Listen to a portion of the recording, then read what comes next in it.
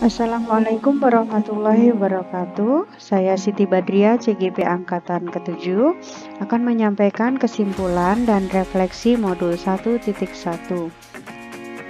Kesimpulan dan penjelasan mengenai pemikiran-pemikiran Ki Hajar Dewantara yang akan kami masukkan ke dalam refleksi dari pengetahuan dan pengalaman baru.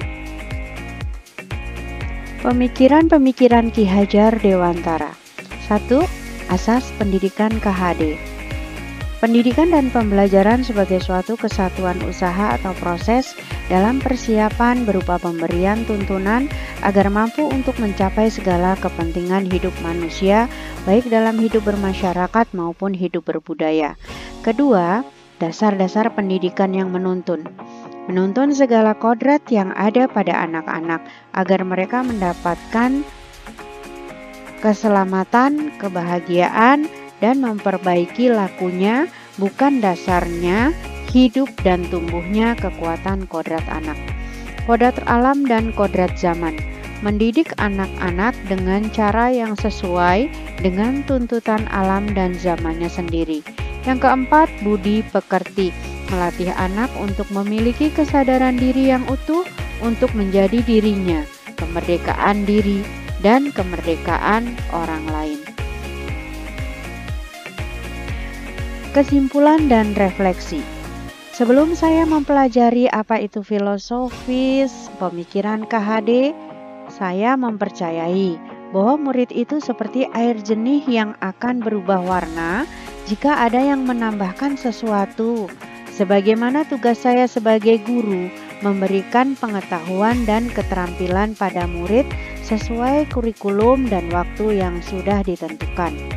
Sedangkan dalam pembelajaran, saya memberikan tugas pada murid secara terus-menerus sesuai capaian kurikulum.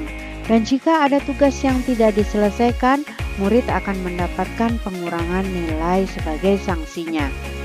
Dalam pembelajaran di kelas, saya sebagai guru adalah pusat dari kegiatan belajar mengajar. Saya yang mendominasi pembelajaran. Dalam memberikan materi, terfokus pada ketercapaian target kurikulum pada tiap semesternya. Apa yang terjadi setelah saya mempelajari apa itu filosofis pemikiran KHD? Ada perubahan pemikiran. Pertama, saya akhirnya mempercayai bahwa murid yang seperti air jernih itu sudah ada kandungan mineral di dalamnya dan akan semakin banyak kandungannya jika saya sebagai guru mampu mengisi pengetahuan dan keterampilan dengan tanpa paksaan. Yang kedua, konsep pengajaran saya perlahan tapi pasti berubah.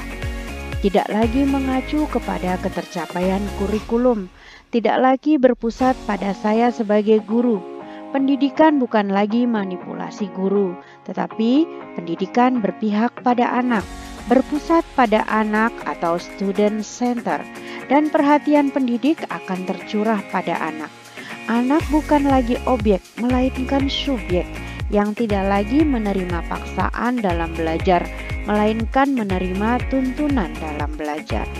Dan yang ketiga, saya sebagai guru akan berusaha menempatkan diri sebagai penuntun, penyemangat, pemberi motivasi, pendorong, serta pengayom bagi murid karena selayaknya guru berfokus atau menghamba pada murid. Dan yang terakhir, dalam mengimplementasikan pemikiran KHD, ada hal-hal yang harus segera diterapkan oleh guru di kelas. Dan saya sebagai guru, yang pertama, menjadi role model dalam disiplin waktu, baik kehadiran ataupun kegiatan lain. Yang kedua, menjadi contoh dan memberikan arahan dalam penanaman karakter pelajar Pancasila. Yang ketiga, memberikan motivasi dan dorongan terhadap bakat dan minat sesuai dengan karakter tiap-tiap murid. Dan yang keempat, membekali diri dengan kemampuan-kemampuan untuk menunjang pengajaran sesuai kodrat alam dan kodrat zaman murid yang kita ajar pada saat ini. Demikian tadi kesimpulan, dan refleksi atas pemikiran KHD. Terima kasih, terus semangat. Salam CGP.